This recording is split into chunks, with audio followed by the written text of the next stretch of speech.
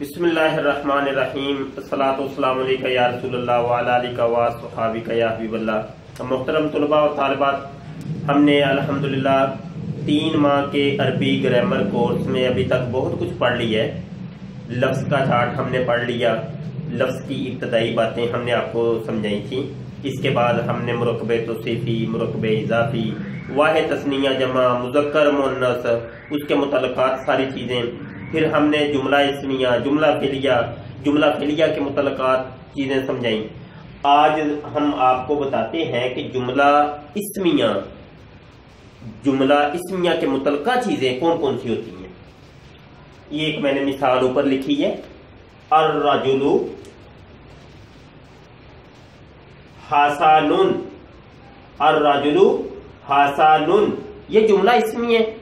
آپ نے اگر جملہ اسمیہ کا سبق پورا لیا ہے تو آپ کو پتا چلے گا کہ الرجل مبتدا ہے، حسن خبر ہے۔ مبتدا اور خبر دونوں کا آخر مرفوع ہوتا ہے، مبتدا اور خبر دونوں کا آخر مرفوع ہوتا ہے۔ جب ہم نے آپ کو مرفوعات، منصوبات، مجرورات پڑھائے تھے تو اس میں ایک چیز بتائی تھی کہ مرفوعات میں سے یعنی پیش والی چیزوں میں سے 2 چیزیں یہ تھیں کہ مبتدا اور خبر، مبتدا اور خبر دونوں کا آخر مرفوع ہوتا ہے۔ اب دیکھیں جی، سمجھیں کہ جملہ اسمیہ کے اوپر یہاں پہ یعنی مبتدا سے پہلے کچھ چیزیں ایسی آئیں گی جن کو عامل کہتے ہیں، عمل کرنے والی چیزیں، وہ مبتدا اور خبر دونوں کا آخر بدل کے رکھ دیں گی، ان کے اعراب کے اندر تبدیلی پیدا کریں گی، ان کے ترجمے کے اندر تبدیلی پیدا کریں گی۔ یعنی جملہ اسمیہ کا ترجمہ بھی تبدیل کر دیں گی وہ چیزیں جن کو عامل کہتے ہیں، اور وہ عامل جملہ اسمیہ کا اعراب، جملہ اسمیہ کے معنی کے اندر تبدیلی پیدا کرے گا۔ وہ چیزیں کون کون سی ہیں، وہ چیزیں بھی یہاں میں نے لکھ دی ہیں۔ یہ 6 قسم کی چیزیں ہیں۔ ان 6 چیزوں کو کہتے ہیں نواسخ جملہ۔ نواسخ ناسخ کی جمع ہے۔ ناسخ کا مطلب ہوتا ہے ختم کرنے والا، ناسخ کا مطلب ہوتا ہے ختم کرنے والا، اس کی جمع ہوگی نواسخ۔ نسخ بھی اسی سے نکلا ہے، یعنی ختم کرنا۔ ناسخ منسوخ وہ قرآن پاک میں ہوتا ہے، تو یہ ناسخ ختم کرنے والا، اس کی جمع نواسخ۔ اور نواسخ جملہ سے مراد یہ 6 چیزیں ہیں جو کہ جملہ اسمیہ پہ داخل ہوتی ہیں، اس کے اعراب کو، اس کے ترجمہ کو، اس کے مفہوم کو بدل کے رکھ دیتی ہیں۔ وہ 6 چیزیں ہیں۔ افعال ناقصہ یہ 13 ہوتے ہیں، افعال قلوب یہ 7 ہوتے ہیں، افعال مقاربہ یہ 3 ہوتے ہیں، حروف مشبہ بالفعل یہ جو ہے یہ 6 ہوتے ہیں، ما ولا مشبہ تانی بلیسا یہ 2 ہوتے ہیں، لا نفی جنس یہ 1 ہوتا ہے۔ اب یہ آپ کے سامنے لکھے ہیں، لیکن یہ 13 ہم نے بتائے ہیں افعال ناقصہ، ان میں سے 2-3 ہی ہیں جو کہ استعمال ہوتے ہیں زیادہ۔ افعال قلوب ان میں سے بھی 1-2 ہی ہیں کہ جو کہ زیادہ استعمال ہوتے ہیں۔ اسی طریقے سے چند چیزیں استعمال ہوتی ہیں، ان کو ہم یہاں ڈسکس کر لیتے ہیں تاکہ یہ شارٹ عربی گرامر کورس ہے تو اس میں وہ چیز شامل ہو جائے، بقایا کو ہم چھوڑ دیتے ہیں۔ دیکھیں جی، ایک بات ذرا سمجھیں بڑی توجہ سے، یہ چارٹ آپ کے سامنے میں نے بنایا ہے، اس کو پہلے سمجھ لیں۔ افعال ناقصہ میں سے اگر کوئی فعل یہاں آئے گا تو وہ مبتدا کو پیش دے گا، خبر کو زبر دے گا۔ مبتدا کو یعنی یہ لفظی عمل کیا کیا کریں گے وہ میں نے لکھے ہیں۔ مبتدا کو پیش، خبر کو زبر، یہ افعال ناقصہ یہ کام کرتے ہیں۔ افعال قلوب یہ کرتے ہیں مبتدا اور خبر دونوں کے آخر کو زبر دے دیتے ہیں، مبتدا اور خبر دونوں کے آخر کو زبر دے دیتے ہیں۔ افعال مقاربہ مبتدا کو پیش دیتے ہیں، خبر کو زبر دیتے ہیں، خبر کو زبر دیتے ہیں، لیکن ان کی خبر جو ہوتی ہے فعل مضارع ہوتی ہے۔ مطلب یہ ہے کہ ان کی خبر فعل مضارع ہوگی لیکن محلن منصوب ہوگی، دیکھنے میں وہ ہمیں فعل مضارع نظر آ رہی ہوگی لیکن وہ زبر کی حالت میں ہوگی۔ حروف مشبہ بالفعل، مبتدا کو زبر دیتے ہیں، خبر کو پیش دیتے ہیں۔ ما والا مشبہ تانی بلیسا، مبتدا کو پیش دیتے ہیں، خبر کو زبر دیتے ہیں۔ لا نفی جنس، یہ مبتدا کو نصب دیتے ہیں اور خبر کو رفع دیتا ہے۔ یہ تھا ان کا لفظی عمل۔ اب ان کا معنوی عمل یعنی معنی کے اندر کیا تبدیلی پیدا کرتے ہیں اس کو بھی سمجھیں۔ ابھی اس کا ترجمہ یہ ہے کہ الرجل حسن، مرد خوبصورت ہے۔ ابھی اس کا ترجمہ جملہ اسمیہ کی حالت میں اس کا ترجمہ یہ ہے کہ الرجل حسن، مرد خوبصورت ہے۔ لیکن اب دیکھیے گا لفظی عمل تو آپ کے سامنے آ گیا، اب معنوی عمل کیا کرتے ہیں؟ ہم باری باری ایک ایک چیز کو لیتے ہیں اور ان کے اوپر غور و خوض کرتے ہیں۔ افعال ناقصہ 13 ہوتے ہیں، لیکن ان میں سے 3 بڑے مشہور ہیں، جیسے کان، سارا اور لیسا۔ لیسا یہ 3، ان کا ترجمہ یہ ہوتا ہے کہ یہ کانا جو ہوتا ہے یہ تھا کا ترجمہ دیتا ہے، سارا تبدیلی کا ترجمہ پیدا کرتا ہے، تبدیلی، حالات کی تبدیلی۔ لیسا نہیں، یعنی یہ نفی کا ترجمہ پیدا کرتا ہے، نفی کا ترجمہ پیدا کر دیتا ہے، نفی کے لیے آتا ہے۔ اب اس کو کانا یہاں رکھیں، اگر میں کہوں کان الرجل حسنا، کان الرجل حسنا، ادھر 2 زبریں آ جائیں گی، 2 زبریں آ جائیں گی۔ حسنا، کان الرجل حسنا، مرد خوبصورت تھا۔ اب یہ تھا کا ترجمہ، مرد خوبصورت تھا۔ ایک بات ذہن میں رکھیں کہ کانا کا مطلب تو یہی ہوتا ہے کہ یہ تھا کا ترجمہ پیدا کرے، لیکن اللہ عز و جل کے لیے یہ آئے گا تو تھا کا ترجمہ نہیں بلکہ موجودہ حال کا ترجمہ آئے گا۔ جیسے کان اللہ علیمن، اللہ علم والا ہے، اللہ جانتا ہے۔ تو اگر کسی نے یہ ترجمہ کر دیا اللہ جانتا تھا تو یہ ترجمہ غیر مناسب ہے، ترجمہ درست نہیں ہوگا۔ اللہ عز و جل کے لیے موجودہ ترجمہ حال کا ترجمہ آئے گا۔ صار الرجل حسنا، مرد خوبصورت ہو گیا، یہ تبدیلی آ گئی اس کے اندر، تبدیلی کا ترجمہ اس نے کر دیا، مرد خوبصورت ہو گیا۔ لیس الرجل حسنا، مرد خوبصورت نہیں ہے، نفی کر دی، مرد خوبصورت نہیں ہے۔ اعراب بھی میں نے آپ کو بتا دیا، ترجمہ بھی الگ الگ بتا دیا، 3 زیادہ مشہور ہیں۔ یہاں ایک نیچے یہ چیز دیکھیں، یہ ما والا مشبہ تانی بلیسا، ما والا مشبہ تانی بلیسا، ایسے ما اور لا 2 الگ الگ حرف ہے، یہ ما اور لا، ایسے 2 ما اور لا جو کہ لیسا کے مشابہ ہوں، لیسا کے مشابہ۔ اب دیکھیں اگر لیسا آپ کو سمجھ آ گیا ہے تو سمجھ لیں کہ ما اور لا بھی آپ کو سمجھ آ جانا چاہیے۔ ادھر لیسا ہے، لیس الرجل حسنا، لیس الرجل حسنا، مرد خوبصورت نہیں ہے۔ اگر لیسا کو ہٹا دیں تو اس کی جگہ پہ ما رہ لے، مر رجل حسنا، ترجمہ وہی ہوگا، عمل بھی وہی ہوگا، عمل بھی اس نے وہی کرنا ہے کہ مبتدا کو رفع، خبر کو نصب۔ یہ دیکھیں، یہ میں نے آپ کو لکھ کے بتا دیا، اس کا بھی ترجمہ وہی ہے کہ مرد خوبصورت نہیں ہے، لا رکھ لیں۔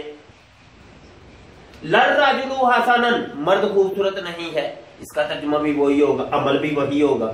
تو اگر یہ سمجھ آ گیا تو یہ بھی سمجھ آ جائے گا انشاءاللہ تعالی۔ اچھا جی، یہ ہو گیا افعال ناقصہ۔ آگے آنے افعال قلوب۔ افعال قلوب جن کا تعلق دل اور دماغ سے ہوتا ہے ان کو افعال قلوب کہتے ہیں۔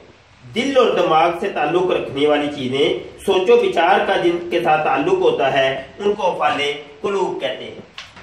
یہ بھی کافی ہیں، 7 ہیں، لیکن ان میں سے سمجھنے 2-3 ہیں جو کہ زیادہ استعمال ہوتے ہیں، جیسے عالم، رعا، واجدہ، یہ یقین کے لیے آتے ہیں، یقین، کسی چیز کی یقین کر لینا۔ عالمہ، جیسے میں کہتا ہوں عالمہ، عالمہ، اب یہ کرے گا کیا؟ اعراب کے اندر تبدیلی اس کی دیکھ لیں، یہ دونوں کو زبر دے دے گا، دونوں کو زبر دے دیتا ہے، یعنی مبتدا اور خبر دونوں کو زبر دے دیتا ہے۔ عالم الرجل حسنا، عالم الرجل حسنا، اس نے مرد کو اچھا یقین کیا، اس نے مرد کو اچھا یقین کیا۔ اب دیکھیں لفظی عمل یہ ہے کہ افعال قلوب دونوں کو زبر دیتے ہیں، یہ اصل میں حقیقت میں ہوتا یہ کہ یہ دونوں اب مبتدا اور خبر کا اپنا وجود ختم ہو گیا ہے، یہ اس فعل کے مفعول پہ ہی بن گئے، مفعول بن گیا، اور مفعول آپ کو پتہ ہے منصوب ہوتا ہے، اس کے اوپر زبر آیا کرتی ہے، یہ دونوں مفعول بن گئے اس کے، تو بوجہ مفعولیت مبتدا اور خبر دونوں کے آخر میں نصب آ جاتی ہے، زبر آ جاتی ہے۔ ایسے ہی ادھر رکھ لیں، واجدہ رکھ لیں، سب کا ترجمہ یقین کرنے کا ترجمہ ہی پیدا ہوگا۔ تو ایک اگر سمجھ آ گیا تو یہ دو بھی سمجھ آ جانے چاہیے۔ لیکن کبھی کبھی عالمہ کا مطلب ہوتا ہے جاننا، را کا مطلب ہوتا ہے دیکھنا، واجدہ کا مطلب ہوتا ہے پانا، اس ترجمے میں بھی آتا ہے۔ لیکن جب یہ افعال قلوب کے طور پہ استعمال ہوتے ہیں یہ تینوں، تو یہ یقین کا ترجمہ دیتے ہیں۔ یہ افعال قلوب بھی کلیئر ہوئے، آگے بڑھتے ہیں۔ افعال مقاربہ، افعال مقاربہ یہ قربت کا ترجمہ دیتے ہیں، مقاربہ قریب، یہ بھی یہ تین ہے، قادا، قربا، اوشکا، قادا، قربا، اوشکا۔ تو ان میں آپ جو سمجھ لیں کہ قادا بہت زیادہ استعمال ہوتا ہے، وہ قرآن پاک کی ایک مثال بھی ہے، وہ مثال میں آپ کو سمجھاتا ہوں۔ جیسے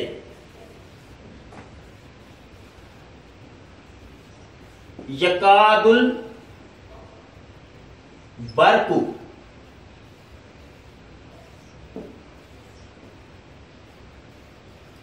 یخطف ابصارہم،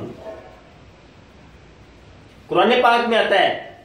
اب آپ ذرا غور کریے گا کہ یہ یکادو کو آپ ابھی تھوڑی دیر ختم کر دیں۔ البرق یخطف ابصارہم، اب آپ کو ہم نے کیا بتایا تھا کہ افعال مقاربہ کا کام ہوتا ہے یہ مبتدا کو پیش دیتے ہیں، خبر کو زبر دیتے ہیں، لیکن ان کی خبر فعل مضارع آتی ہے، محلن منصوب ہوتی ہے۔ یہاں دیکھیں یہ مبتدا ہے البرق، اس کے اوپر پیش آئی ہے، اس کے اوپر پیش آ گئی ہے، اور یخطف ابصارہم یہ فعل مضارع اس کی خبر آئی ہے جو کہ محلن منصوب ہے، اور یکادو یہ قادا یہ فعل ماضی ہے، اور یکادو اس کا فعل مضارع ہے۔ چونکہ یہ فعل ہے، فعل تو بدلتا ہے نا، تو کوئی مسئلہ نہیں ہے، لیکن ہے یہ یکادو فعل مقارب۔ اچھا جی، یہ بھی کلیئر ہو گیا، افعال مقاربہ بھی کلیئر ہو گئے، زیادہ تر یہ استعمال ہوتا ہے تو اس کو ہی ہم کوٹ کر لیتے ہیں۔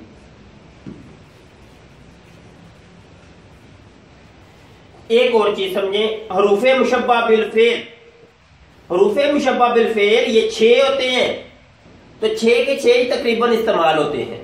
میں لکھ دیتا ہوں ایک دفعہ، یہ انا ہے، انا کا انا،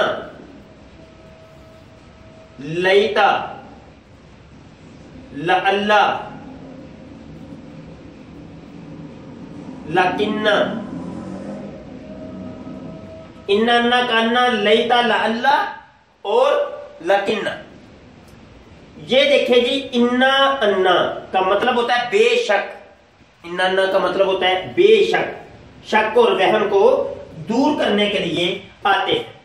اسی طریقے سے ایک ہوتا ہے جناب علی محترم یہ کأنہ، یہ گویا کے تشبیہ کے لیے آتا ہے، گویا کا ترجمہ دیتا ہے، گویا کے، تو یہ تشبیہ کے لیے آتا ہے۔ اسی طریقے سے یہ ہوتا ہے ایک لیتا، یہ تمنا کے لیے آتا ہے، تمنا کے لیے، تمنا کرنا، آرزو کرنا، کہ کاش کر کے اس کا ترجمہ آتا ہے۔ اور یہ لعلہ یہ امید کے لیے آتا ہے، جیسے شاعر کا ترجمہ اس کے اندر پیدا ہوتا ہے، شاعر اس نے ایسا کیا ہو۔ لکنہ یہ وہی لیکن ہے جو اردو کے اندر ہم لیکن کہتے ہیں، لیکن جس کا ترجمہ ہوتا ہے لیکن، اسی کا ہی ترجمہ ہے اور اسی سے ہی نکلا ہے لیکن. تو یہ لیکن کر کے اس کا ترجمہ آتا ہے. اب اس کا استعمال سیکھیں کہ ہم نے دیکھا کہ یہ مبتدا کو نصب دیتا ہے، خبر کو رفع دیتا ہے. اس کو آپ واپس اسی حالت پہ لے آتے ہیں. ہاسا نن، انا کو اگر ادھر رکھے، ان الرجولا، پہلا کام اس نے یہ کیا کہ مبتدا کو نصب دے دی، زبر دے دی، خبر کو رفع دے دیا. ان الرجل حسنن، بے شک مرد خوبصورت ہے. انا کا بھی ترجمہ یہی ہوتا ہے، انا کا بھی مطلب یہی ہے بے شک، انا کا بھی مطلب یہی ہے بے شک. لیکن انا، یہ جو انا ہوتا ہے یہ درمیانے کلام میں آتا ہے، جو انا ہوتا ہے یہ ابتدائی کلام میں آتا ہے، ابتدا میں آتا ہے. ترجمہ دونوں کا سیم ہے. عمل یہ کریں گے، یہ سارے کے سارے عمل یہ کرتے ہیں، مبتدا کو نصب، خبر کو رفع دیتے ہیں. کأن، اب دیکھیں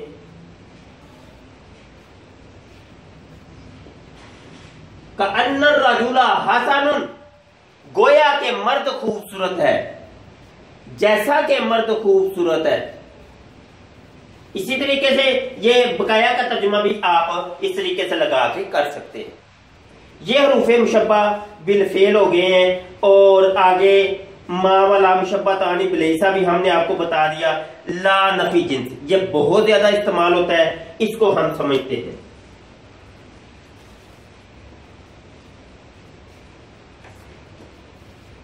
لا نفی جنس یہ کرتا ہے، یہ ایک لا ہوتا ہے، یہ لا نفی جنس یعنی پوری جنس کی نفی کر دینا. اب دیکھیں میں پہلے جنس آپ کو سمجھاؤں، یہ تو پہلے ہم نے لفظ کے چارٹ میں بھی آپ کو سمجھایا تھا. تو لا نفی جنس یہ کرتا ہے کہ پوری جنسیت کی، پوری ذات کی نفی کر دیتا ہے، پوری جنس کی نفی کر دے گا. جیسے دیکھیں جی، امامہ شریف، ایک لفظ بولا امامہ شریف، تو امامہ اب سیاہ امامہ بھی ہوتا ہے، سبز امامہ شریف بھی ہوتا ہے، سفید امامہ شریف بھی ہوتا ہے، سرخ امامہ شریف بھی ہوتا ہے. امامہ شریف بڑا ہو، امامہ شریف چھوٹا ہو، امامہ شریف مہنگا ہو، امامہ شریف سستا ہو. امامہ شریف چاہے پاکستان کا ہو، مدینہ منورہ کا ہو، مکہ مکرمہ کا ہو، کہیں کا بھی ہو. تو جب لفظ امامہ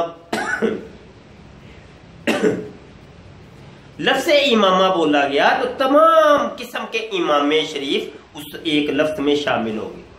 میں کہتا ہوں مسجد، تو اب لفظ مسجد بولنے میں یہ ہمارے گجرانوالے کی مسجدیں، تمام مسجدیں شامل ہو گئیں، لاہور کی مسجدیں بھی شامل ہو گئیں، فیصل آباد کی مسجدیں بھی شامل ہو گئی، پاکستان بھر کی مسجدیں شامل ہو گئی، مکہ مکرمہ مدینہ منورہ کی تمام مسجدیں شامل ہو گئی، سعودی عرب کی تمام مسجدیں شامل ہو گئی، بغداد شریف کی تمام مسجدیں شامل ہو گئی. ٹھیک ہے جی، بریلی شریف کی تمام مسجدیں شامل ہو گئی. تو یہ تمام مساجد ایک لفظ مسجد بولنے سے دنیا بھر کی مسجدیں اس میں شامل ہو گئی.